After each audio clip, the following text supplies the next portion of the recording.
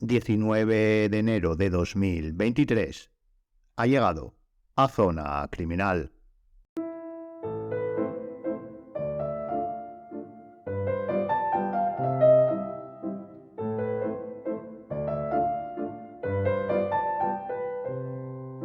No son pocas las películas que nos muestran asesinatos rituales, normalmente de corte satanista, al menos en los países de cultura monoteísta, que pueden horrorizar al espectador.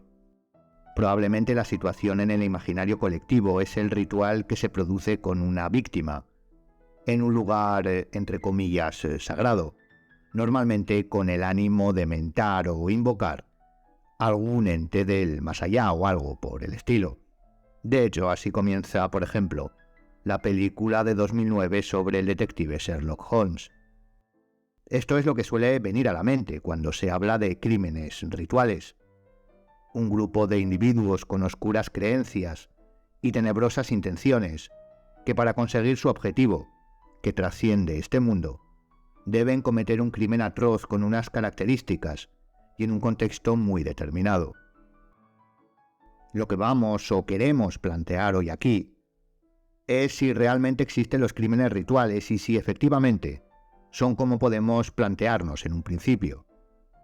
Ya les adelanto que la respuesta no es la misma para ambas preguntas y que además, para los que no estén familiarizados profesional o técnicamente con el concepto, esta probablemente les sorprenderá. ¿Hay asesinatos rituales? Y si los hay, ¿son satánicos, ritos de brujería, crímenes ritualistas paganos, nórdicos, de qué índole? ¿Cuáles son los más atroces? ¿Hay un perfil victimológico, un perfil de victimario? ¿Son siempre grupales? ¿Han conseguido alguna vez su objetivo? ¿Pueden ser seriales? Estas preguntas sobrevuelan, junto con otras, el programa. Hoy veremos y profundizaremos sobre los crímenes rituales. Si les gustan estas cosas, puede encender una vela para entrar en contexto, aunque a comienzos de 2023, mejor la luz LED. Rituales y criminología. Bienvenido a Zona Criminal.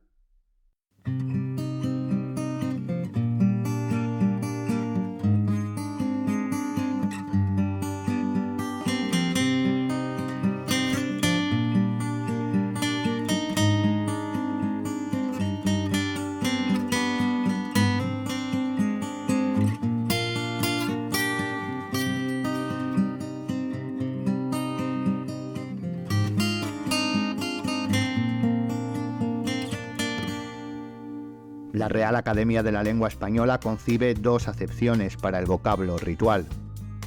La primera como perteneciente o relativo al rito, y la segunda como conjunto de ritos de una religión, de una iglesia o de una función sagrada. Como vemos, tenemos que ir hasta la definición del concepto más importante, el de rito, y aquí volvemos a tener dos definiciones, una como costumbre o ceremonia y la otra como un conjunto de reglas establecidas para el culto y ceremonias religiosas. Así que si tomamos, como debe hacerse, estas definiciones, podríamos, para nuestra finalidad, aclarar el constructo como una ceremonia con reglas establecidas y carácter religioso.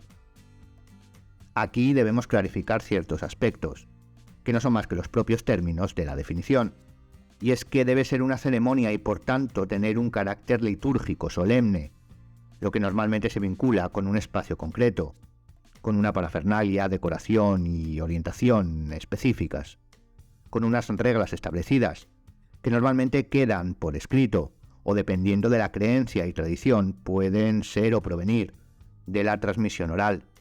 Y por último, ese carácter religioso debe ser expansivo. Cualquier individuo frente al concepto de la religiosidad piensa en un primer momento como importante o en su propia creencia o la que más influencia ha tenido en su contexto. Por muy ateo que un sujeto pueda ser, a la exposición de religiosidad, por ejemplo en España, le vendrá a la cabeza el catolicismo, antes que cualquier otra, pues es la que más ampliamente ha influido en la creación y desarrollo de su cultura. Pero en este caso, debemos ampliar, el término a cualquier creencia de índole o tinte religioso, ya sea pagano, politeísta, como las creencias egipcias, últimamente muy en boga, por supuesto también en espiritistas, etc. No olvidemos, claro está, el satanismo, que sería la creencia más relacionada con lo ritual, al menos popularmente hablando, que ya incluso tiene ramas, por ejemplo el simbólico, el satanismo simbólico o el más conocido, el del Abey o el Avellano, que se cuenta por algunos estudiosos como una creencia religiosa taxativamente hablando. Por lo tanto, debemos fijar de manera referencial que en cuanto a los rituales en el contexto que analizamos, lo hacemos como una ceremonia con normas preestablecidas y de carácter supraterrenal. Esto es importante puesto que stricto sensu podríamos considerar ritual, y de hecho lo son, la mayoría de las acciones diarias. No olvidemos que una de las acepciones es como costumbre, así que levantarse, desayunar, asearse, ir a trabajar, etc., si lo hacemos por costumbre, se convertirían en acciones rituales. Incluso los asesinatos seriales podrían catalogarse como tal, porque cumplen los requisitos no solo de costumbre, sino de reglas que se repiten y que son preestablecidas por el victimario, aunque no tengan un carácter estrictamente religioso. Quería hacer este apunte para dejar claro que lo analizado hoy se centra en lo que más comúnmente identificamos con un ritual específico, dejando de lado los aspectos mundanos y diarios, que como rituales también pueden tener un peso concreto en la conducta, por supuesto incluyendo la criminal, a través sobre todo de la neofobia. Pero esto lo dejamos para otro momento. Hoy nos centramos en los rituales, digamos, basados en creencias sobrenaturales.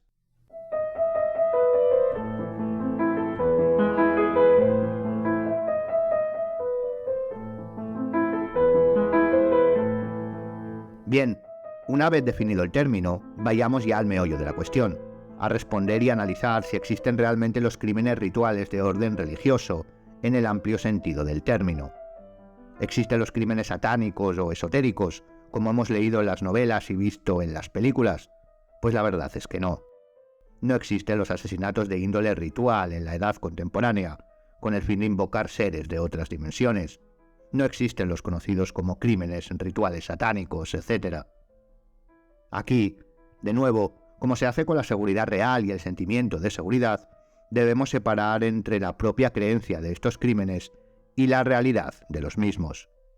De hecho, a día de hoy e incluso de manera documentada, se suele pensar que estos rituales, sobre todo de índole satánico, se dan alrededor del mundo sin conciencia o sin mucha conciencia de ello por redes concretas de individuos. En la década de los 80, sobre todo en Estados Unidos, pero con una fuerte expansión, se documentó, de ahí que hayamos catalogado como archivos documentados, un caso a nivel nacional y, como decimos, incluso transfronterizo, de pánico social con este tema, creyendo que los crímenes rituales satánicos se producían por todo el país. Pero la verdad es que no. No existen crímenes documentados de índole ritual de estas características, digamos de manera general, de corte extrasensorial, satánico, espiritista, etc. Y además, vamos a explicar por qué. Todos sabemos, quien más quien menos, que en la antigüedad se practicaban ritos, la gran mayoría con sacrificios animales y algunos con humanos. La historia de las religiones y o de las creencias daban o dan buena cuenta de ello. Desde el sacrificio de corderos de algunas religiones hasta el humano de otras, todos ellos con el fin de obtener algo a cambio, desde el perdón de Dios hasta la abundancia en las cosechas. Todo aquello que se deseaba se solicitaba, dependiendo de su importancia y dificultad, con un ritual y un sacrificio. Si nos damos cuenta, las acciones ritualistas se llevaban a cabo cuando el conocimiento de la realidad era menor. A mayor desconocimiento del origen de los hechos importantes y con influencia en nuestras vidas, más ritos para su consecución, puesto que en aquella lógica era una manera de conseguirlo. Hoy en día sabemos que no debemos sacrificar nada o llevar a cabo un ritual concreto para que llueva o para que nuestros hijos crezcan sanos. De ahí que a mayor conocimiento, menores rituales, culturalmente hablando. Pero sabemos que en la antigüedad, estos rituales con sacrificios sí se daban. Y lo sabemos precisamente porque esas normas establecidas que requiere cualquier ritual han llegado hasta nuestros días, normalmente escritas o representadas ideográficamente. Pero como decimos, desde hace tiempo, los ritos y rituales se llevan a cabo de manera específica en las creencias religiosas, y sería lógico pensar que pudieran darse en creencias criminales o con sacrificios, pero estos últimos son tan menores en estas creencias y vinculados de manera total a ciertos animales y épocas que no es tan congruente el concluirlo. Pero sobre todo, podemos afirmar que estos no se dan por una cuestión de coherencia antropológica. Estoy seguro que alguno de los oyentes, al exponer la no existencia de los crímenes rituales de corte satánico, por englobarlos con un adjetivo, se han acordado de Charles Manson y su supuesta secta de carácter luciferino, o incluso aquí en España es bastante conocido también el crimen de las espiritistas de Telde en los años 30, considerado el primer crimen esotérico del país. Pero debemos especificar una cuestión que es sin duda central, y es que no concluimos que se cometan crímenes o que no se cometan crímenes con el pretexto o bajo premisas esotéricas, sino que no son rituales tales, satánicos, esotéricos, espiritistas. Y esto, como decimos, es una cuestión de conocimiento y coherencia. Efectivamente, en una inspección técnico-ocular de un supuesto asesinato, los investigadores pueden ver un cadáver o pueden hallar un cadáver junto a un pentagrama invertido, por ejemplo, y una vela negra. Pero eso no es un ritual satánico. De hecho, no es diferente a lo que podríamos considerar la firma de cualquier asesino serial, si es que lo repite, lo cual puede darse, como en el caso de la familia Manson, o no darse, como en el caso de Telde, por mencionar los ya referenciados.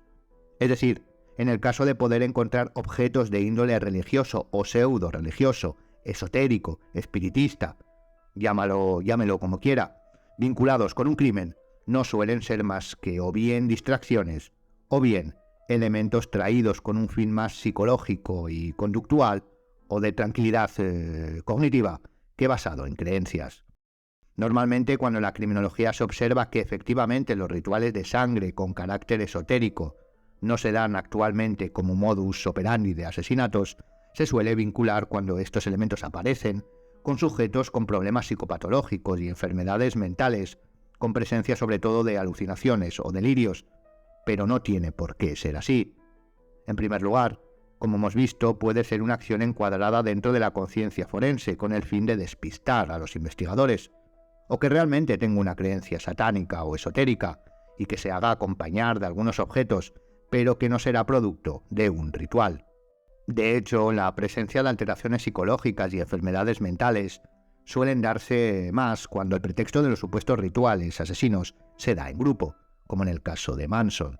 Un tipo con ciertas características influye de manera determinista en un grupo más o menos amplio, normalmente reducido, de individuos con también ciertas características, y dándoles un contexto, les induce a realizar las acciones que desea. Centrándonos en la explicación, porque estamos dando vueltas a ciertos aspectos que explicamos alrededor de lo que puede suponer, pero no estamos argumentando esa falta de catalogación de los crímenes como rituales, y centrando ya el argumento, como advertíamos, es una cuestión de conocimiento y coherencia.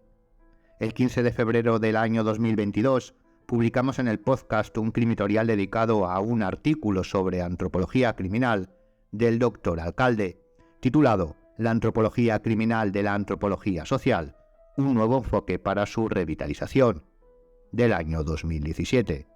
Bien, esto lo exponemos para que vea la importancia del conocimiento de la criminología en todos sus aspectos. En ese artículo, el autor reivindicaba una antropología criminal que fuera más allá del concepto forense, al que siempre se ha vinculado esta especialidad de la antropología, para extraer su conocimiento de la concreción social y cultural y la aplique en la criminología. En muchas ocasiones estas transgresiones, esta superación de un concepto con el objetivo de ampliarlo, no suelen, sobre todo al principio, comprenderse en la práctica, es decir, visualizar cómo aterrizar la teoría en la aplicación real. Pues bien, o bueno, más que real, digamos diaria, investigativa en nuestro caso. Pues bien, en este conocimiento, el estudio y la concreción de los rituales de sangre con carácter esotérico, la explicación proviene de esta disciplina.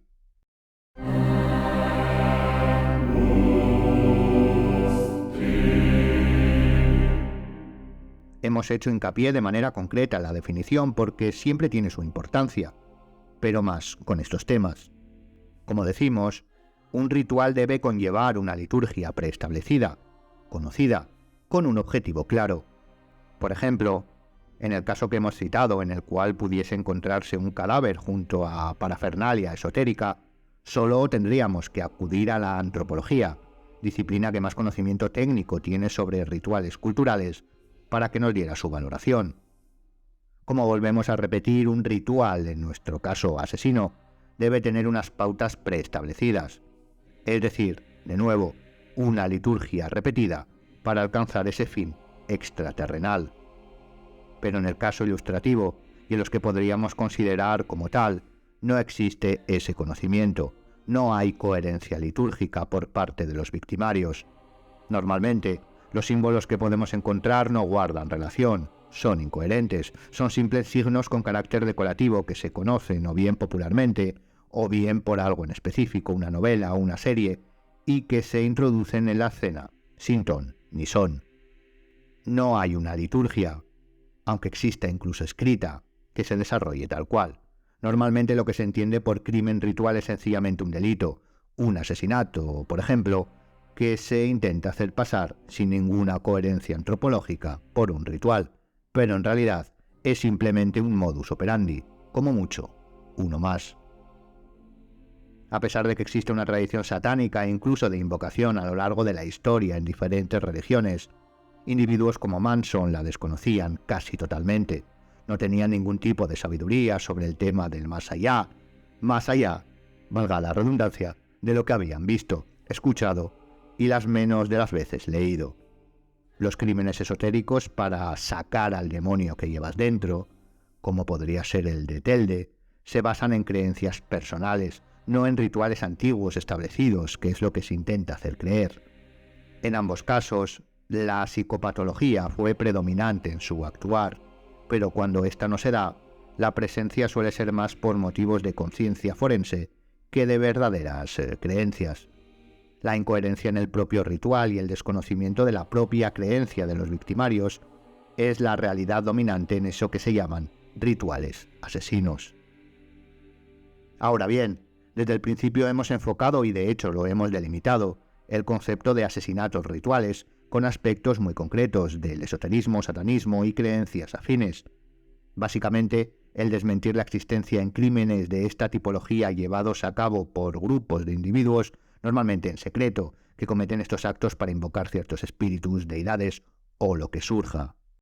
Cuando de ellos hablamos, de nuevo se nos viene a la cabeza un grupo de individuos con túnicas o atuendos estrafalarios en un lugar normalmente de grandes dimensiones y lúgubre como un castillo, procediendo a un sacrificio en honor de algo superior. De hecho, normalmente lo vinculamos de nuevo en el imaginario colectivo con un estatus o clase social alta, muy alta.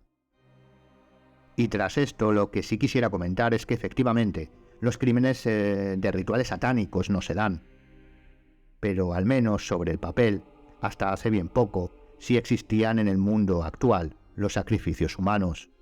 Como hemos dicho antes, culturalmente los rituales con fines solicitantes de acontecimientos socialmente relevantes estaban vinculados al conocimiento de la realidad en la antigüedad, y hoy los sacrificios que volvemos a repetir sobre el papel, es decir, legalmente están obviamente prohibidos, lo están o están ligados con la incultura y la ignorancia.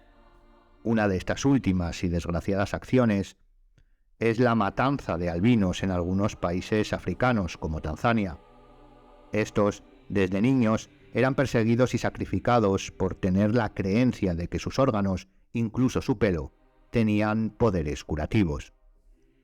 No se llevaba a cabo un ritual con ellos, sino una persecución y asesinato directo para hacer uso de sus partes en remedios supuestamente mágicos. Claro está, a día de hoy, como decimos legalmente, los sacrificios y persecuciones humanas están totalmente prohibidas, pero en localizaciones muy específicas y bañadas por el desconocimiento, donde esta precisa práctica de caza a los albinos se llevaba a cabo de manera permisiva hasta hace relativamente poco tiempo, no decimos que se dé, pero sí que los albinos viven con miedo e intentan esconderse.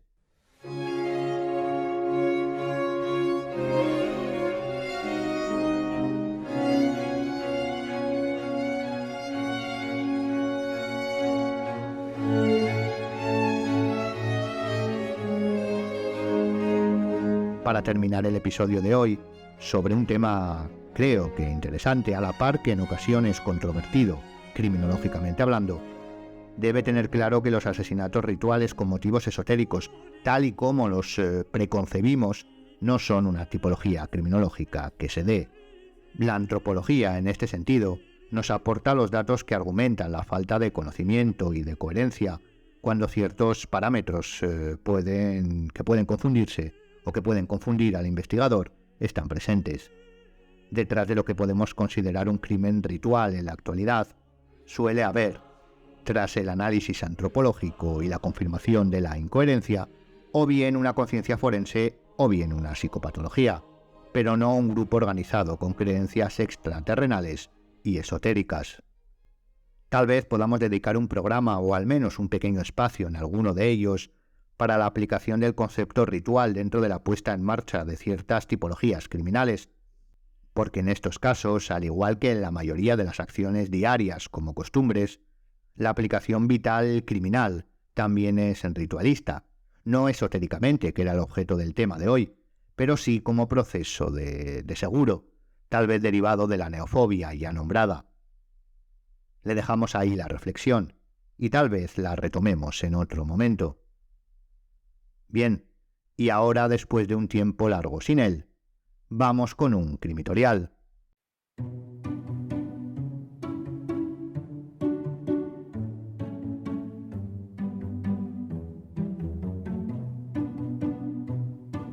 Crimitorial, el espacio dedicado a las recomendaciones y reflexiones criminológicas y forenses de Zona Criminal.